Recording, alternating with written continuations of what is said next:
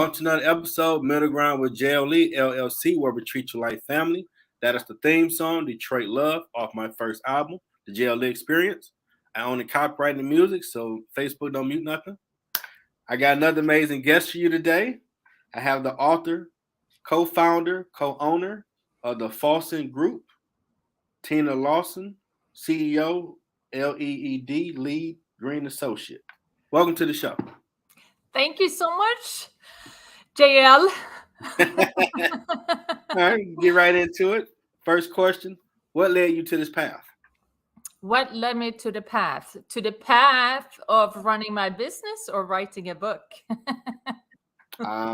Start the business. Either one. So what led me to this path is I consult co-op and condo owners to increase their property value. And what led me to that path is that I come from a finance background, but we also owned a co-op, which is in Detroit. They probably don't have co-ops. They probably have condos. And so they increased the maintenance every single year. And every year our dues went up. Ooh. And then, that's a lot. and so they grow up every year. And one year we got the same letter where they said that they were increasing it for the 10th year in a row. And we said enough of this. And we spoke with our neighbors, and we got some people involved, and we held a coup. Okay. And then we were able to save. I used my analytical background in finance to compare data. I collected some financial statements from some neighboring buildings. And in that process, as soon as we had enough data, we made some phone calls, eliminated some services. And before we knew it, we were able, in the first 3 years, save our building $340,000. Wow. Yes. And that's how we started our business. Okay. Speaking of the business, how did you come up with the Folsom Group? So my husband, who is my business partner, his name, and it's a great question. His last name is Foley, and my last name is Larsson. And the Laurie sounded kind of foolish, so it became Folson. Okay. Yeah. And I guess I guess the and group just happened. I don't know. We were makes it sound very professional. Now, with that, what all services do you offer if someone wants to reach out to you? Yeah, so we offer cost reduction consultancy so if you live in a large apartment building, you can either rent or you can own. And we consult those who own. And we don't consult them directly. We consult, but they introduce us to their boards. And then we work with their boards on reducing their expenses. And in doing so, they decrease or they minimize how much they need to increase the monthly dues by each year because we reduce their expenses. Okay. And so co-op and condo owners are the people who introduce us to their boards. And their boards are volunteers who are also owners.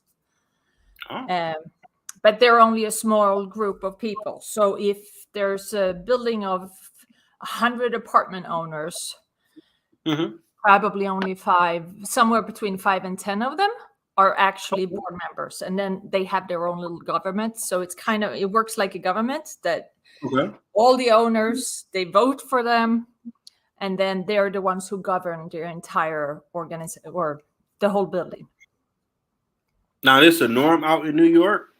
Yes, but I'm assuming that you have condos in Detroit too. Yeah, I think we got some downtown. Yeah. It costs way too much. Yeah. And it's normally in the inner cities where there are a lot of apartment buildings. Yeah. Okay. Yeah. Now, you are an author and written a book. Tell us about your book and why you became an author.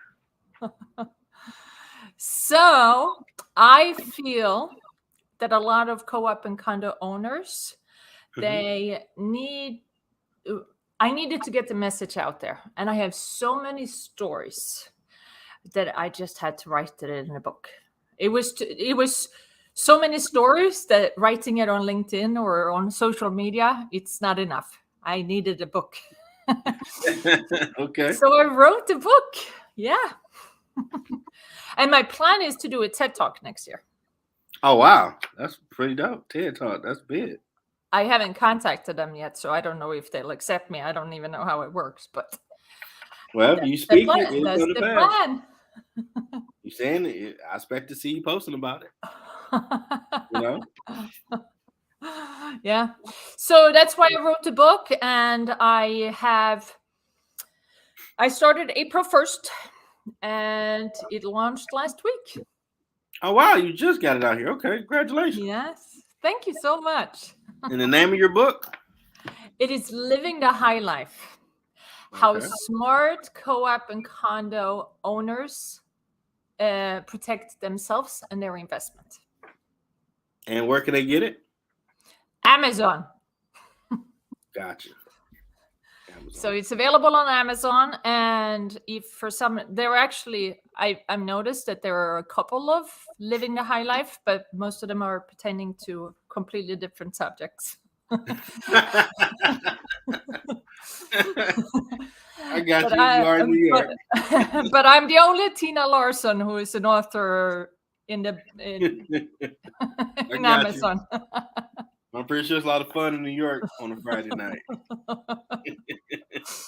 The weather's nice. Yeah. So, it was a very interesting experience because I thought that all it takes is that you write until you're blue. And I wrote and I wrote and I wrote. Blue. Oh, no. But the whole process of editing it and working with an editor and getting it actually published, and then you have to get the register it, and then you have to get copyright. I mean, so it's yeah. I'm very lucky. I had a very good editor, so I was in very good hands. So yeah, I read 2 books, and after you finish, I get reflective. Like, okay, wow, you actually put all this down. What would be the response when people read it? Do you ever feel yourself feeling those thoughts after you written your book? Well, this was the first book, but yeah, yes, it was. It came out much better than I thought that it would. I was like, "Oh, this is pretty good." Okay, awesome. I mean, I thought that this subject was going to be an interesting subject for a group of people, but it turned out to be more of a business book than I originally had thought. Okay. Yeah. So, but it's not listed under business books because, it's listed under a bunch of other categories, but not business book. I think that there are a lot of business books. Oh, yeah. But yeah, I mean, what you're talking about, it can cross over into business type stuff because other people might want to know about it. Yeah. And it would not surprise me if people are gonna like it and read it, even though they might not live in a co-op or condo. But we'll see. It's very early on. I only have 23, I think, recorded sales. That's how few days it's been out. Hey, any sale is amazing. I mean, you put the work in and someone wanted to buy it. That's congrats. Yeah. That's awesome. And my friends who bought it in the very first, they told me that they received it yesterday or the day before, I think. Yes. Oh, that's awesome. Yes. And Cynthia says, "Hey, family, what's going on down in Hi, Florida?" Cynthia. I don't know Cynthia, but maybe I do. Yeah, she's great people. She got a book coming out. Oh, she does? Yep, dealing with mental health. Pretty awesome. Very nice. Congratulations, Cynthia.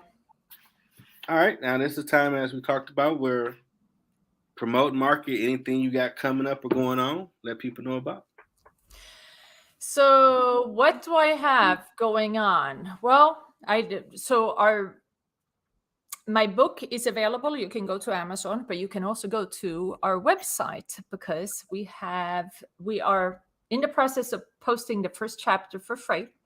Nice. And then and then there's also a workbook that comes with the book. So the book is available on Amazon, but also through our website. And the free chapter you can download from our website, and that page is the folsomgroup.com/book. Very simple. And the workbook has all kinds of templates that any co-op and condo owner or board member can copy and paste and use for their own building. Oh, so that's awesome. So it has over 20 pages of templates of policies and house rules and minutes. So templates, agendas, and etc. Nice. How to get elected to the board, etc. You put it all out there for them. Nice. Yes. All the tools that you can possibly need if you live in a co-op or a condo, or if you're on a board. Well, then you do both of it. And then I'm very active on LinkedIn.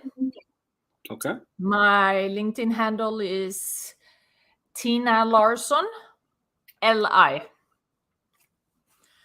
And I post on LinkedIn daily. And a lot of it is just fun stuff. And some of it is about co-ops and condos, of course. And what else? Yeah. Big time. So, So one of the things that we do is that we help co-op and condo boards reduce their expenses. And we do that by comparing their data, so their expense line items, to the line items that we have for several hundred buildings, and we compare the data, so we know if the elevator service contract in building A is twice as high as in building B, but they have the same. They're both 20 stories tall and they both have 2 elevators each, then there might be something wrong with that. And then we compare that data, and then we get some competitive bids, and then we work with them on switching their, in that case, elevator service contract. Okay.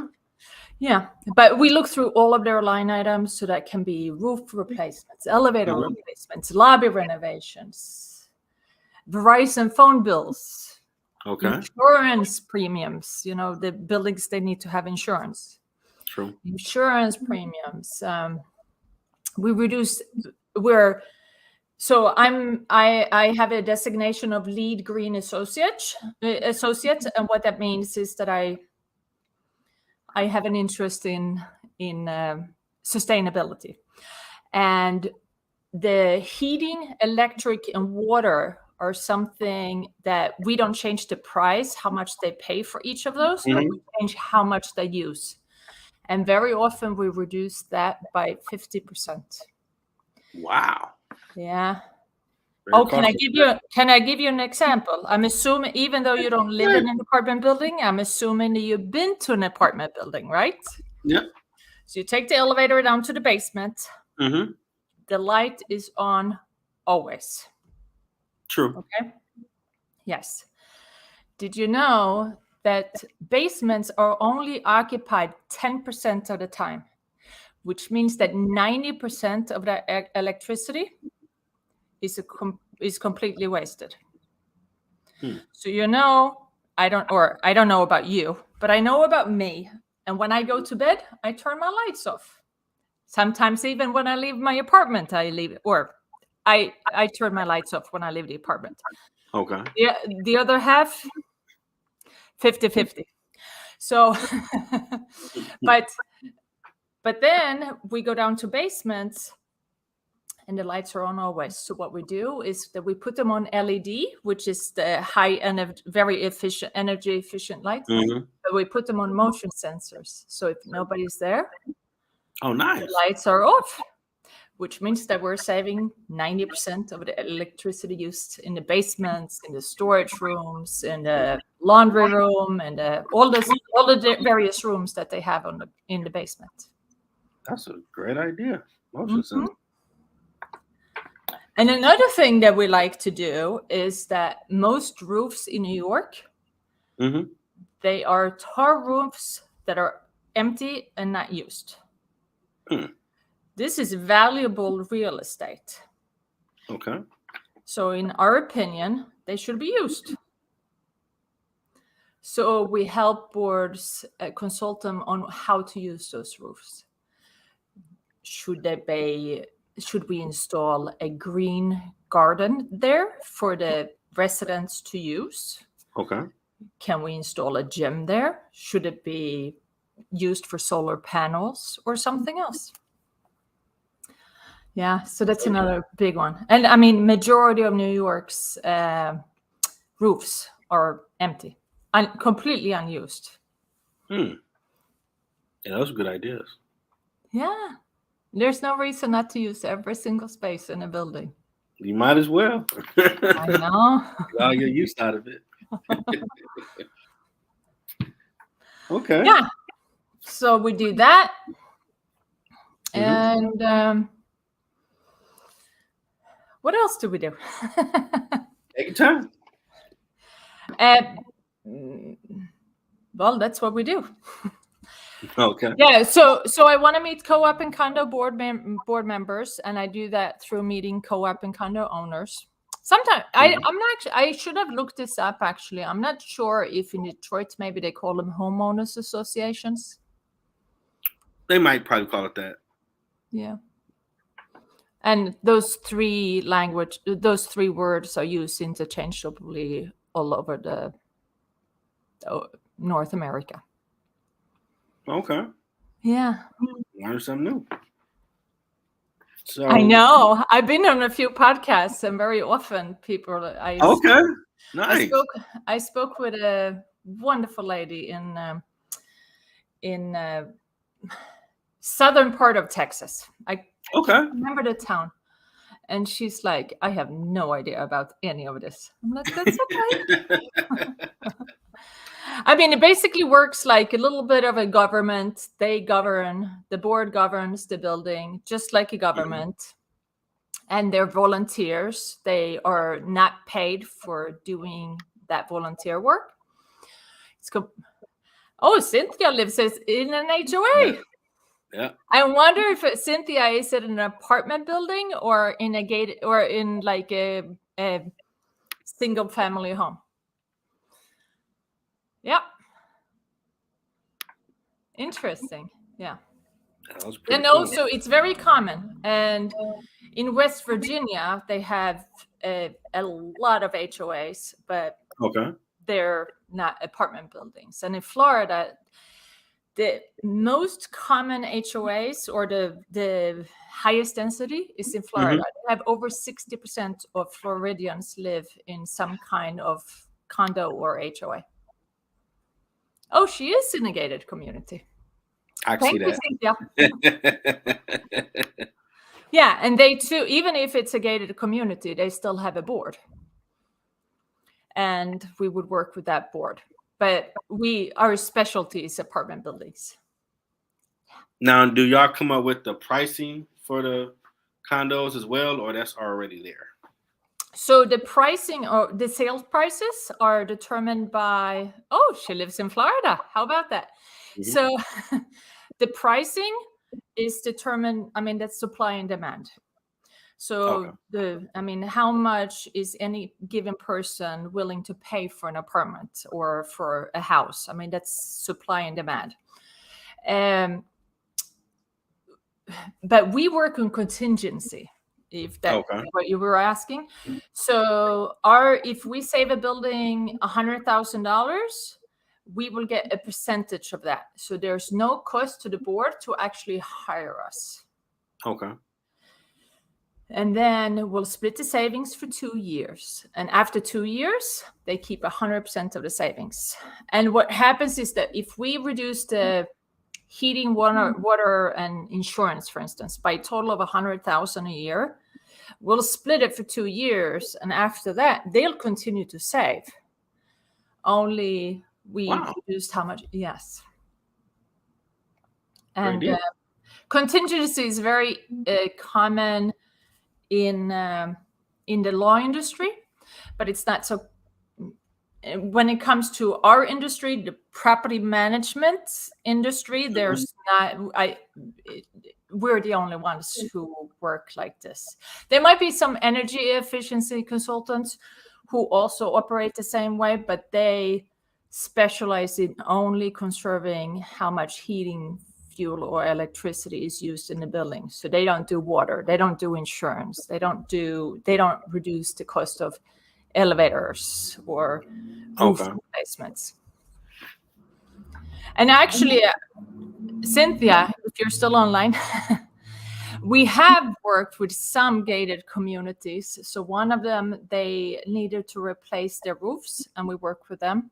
Another one wanted, but they're typically large capital projects, and one of them, they needed to repave their streets. And they already had a bid, so we provided a competitive bid, which was lower. Wow.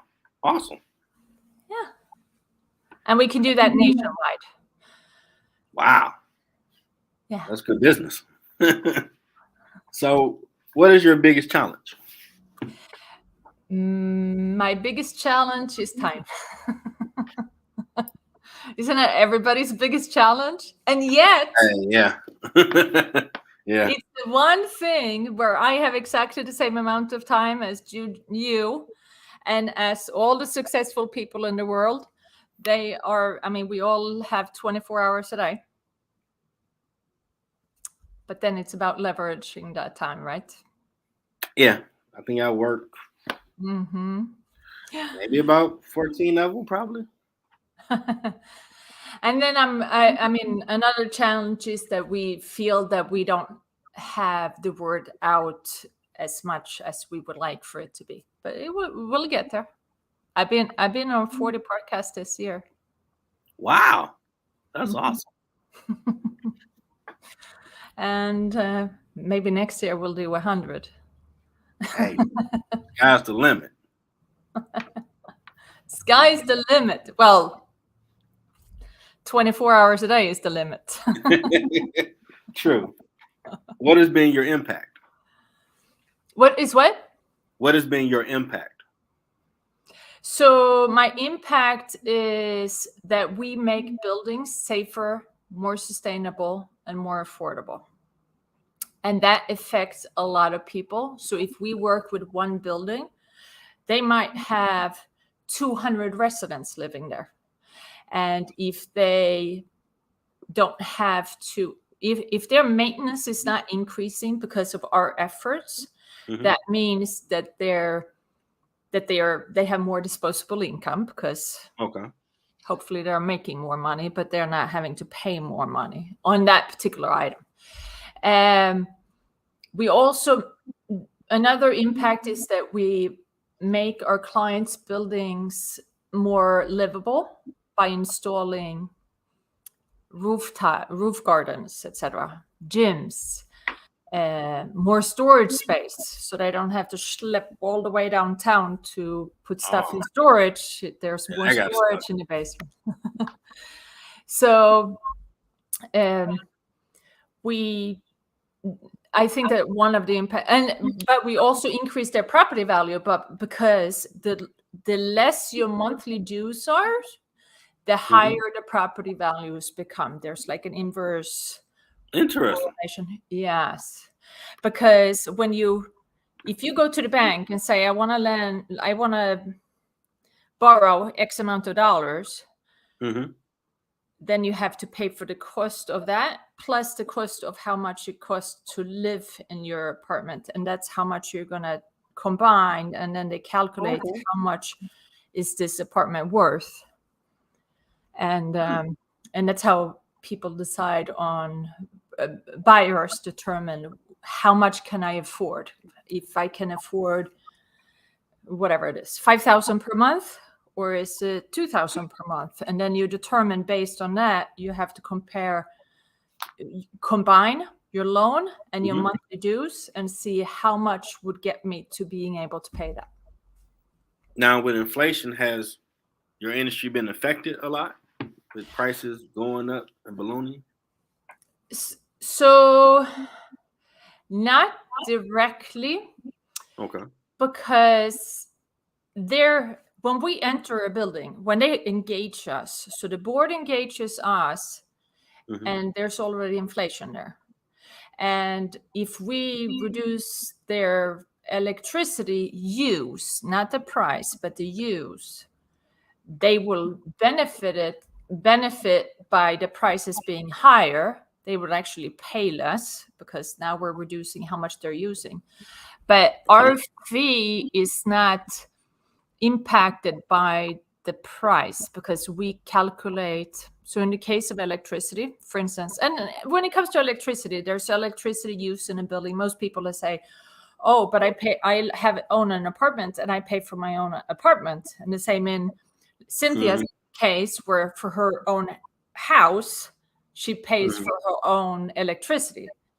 But there's common areas. So an apartment building, basement, hallways, lobby. So there's lots of electricity used by the building itself, which is not.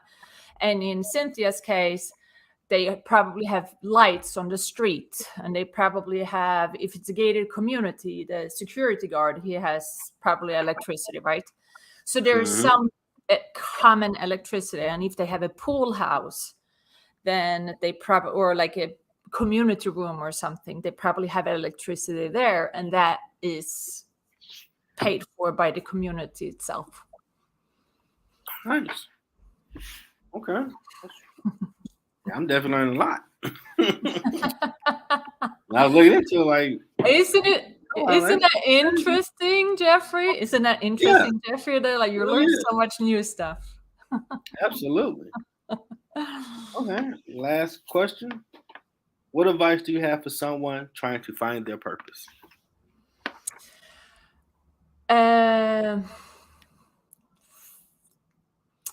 What do you like to do? What do you want to do? And just dig in. What is it? Is this really right? Am I happy here? Am I happy doing what I'm doing? And then, similar to you, the whole thing about, okay, so how much do I need? So one case, a friend of mine, she actually told me the other day she always wanted to be an actress, but she realized she realized that she needed a full-time job because she didn't have any interest in working in a restaurant. So she decided that she needed this full-time job, and I can't remember what she said that she was doing at the time. This is her full-time job, and she's acting as a hobby. And I think that kind of situation is a good place to start to find your purpose, is that have a steady job, even if it's not exactly 100% what you want to do. Then you can explore a bunch of other things. And then once you find your purpose, then go for it. Yeah, I agree. Great info. Thank you, Cynthia. Man, and I'm on my third career. The third career? Yeah. What was your first career? I wanted to be a hotel manager. Okay. Yeah, and I forgot to tell you, I'm from Sweden, which is why I have a weird accent. And didn't even notice. No, thank you. I was told a long time ago, someone said, make sure you always tell people up front in the very beginning of the talk that you're from Sweden, so that they know, so that they don't wonder where your accent is from. So I'm from Sweden, and I wanted to be a hotel manager. So I worked in the hospitality industry for a while. I worked for the Sheraton. They sent me to New York, to Cornell, and then I went to Egypt. I worked in Egypt. Wow. Yeah. And then I realized that it was too much work, too many hours, too many days. no Christmases off. I said, yeah, this is not for me. Yeah. Need your holidays off. And then when I went back to school, I started working in finance. And then that finance is one thing. See? And the finance, if we had not bought an apartment, it would probably not have led us to this. But because we owned an apartment and my background in finance, that combined led us to run for the board, to take over, because they were operating in a very reactive mode. And in my opinion, they were wasting our resources. Yeah, but that's okay. There were no shenanigans going on, so that's yeah. Nobody buying no islands on the side. That'll make you mad.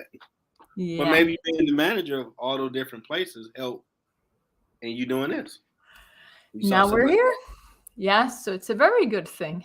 You know how things just happen for a reason. Yeah. And I think that it all came together. Yes. Yep. Everything you experience, it all matters when you get to absolutely. Absolutely. And we're all put next to someone because of a reason. And we're all meeting people for some reason. And and I guess my second and third career, they just happened, or there was a reason for it. Absolutely. Well, I definitely you've been a pleasure. Want to thank you for sharing your journey.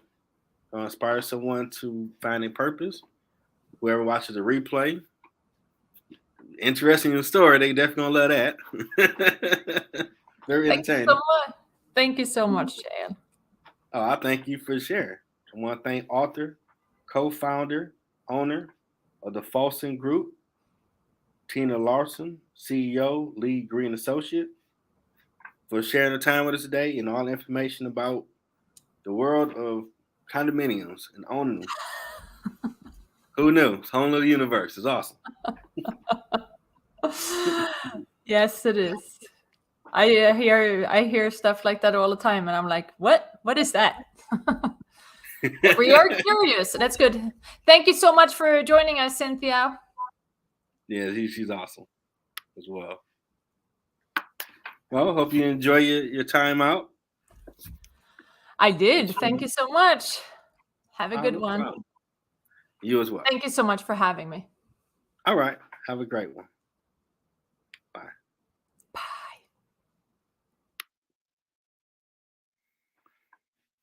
Well, another great guest, another great show. Be sure to check out my books, #Musician Thought series. It's pretty awesome. My albums, JLE Experience, JLE World. Working on the website, merchandise to come. To everybody, have a great, safe weekend. Until next time. Check out this awesome outro. 313 Detroit's love, the Motor City. Detroit's love, can't nothing stop me. Detroit's love, I love my city. Detroit's love, that 313 Detroit Radio.